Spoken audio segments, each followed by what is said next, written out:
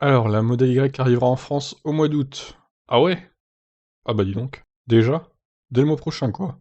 Particulièrement attendu en Europe, le modèle Y est sur la route de l'Europe. Il arrivera en France dès le mois d'août, déjà lancé sur d'autres marchés autour du globe, le modèle Y est en retard sur le territoire européen. Et pour cause, le chantier de la Giga Berlin, où il devait sortir des chaînes, est au ralenti, mais la marque a trouvé d'autres moyens. En attendant que la Gigafactory de Berlin entre en activité en fin d'année, c'est l'usine de Shanghai qui sera mise en contribution pour produire et expédier les premiers Tesla Model Y destinés à l'Europe.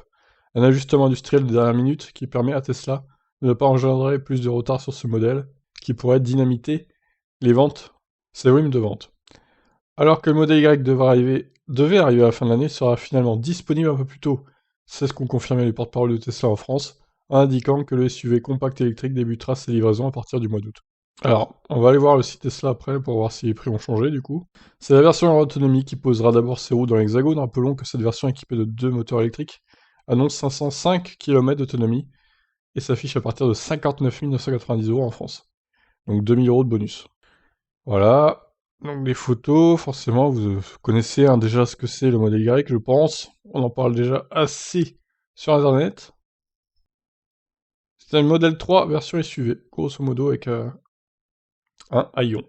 Alors on peut quand même dire que les prix ont un peu baissé. C'était 63 000 avant et 70 000 pour la version performance. Mais je trouve quand même qu'ils auraient pu baisser un peu plus. Je trouve le modèle Y quand même assez cher hein, par rapport à la modèle 3. C'est simple, il est 7000 € plus cher que le modèle 3 Long Range. Et 7000 d'ailleurs aussi que la modèle 3 Performance. Voilà, il y a un décalage de 7000 €. Pour une autonomie qui est quand même bien moindre, hein.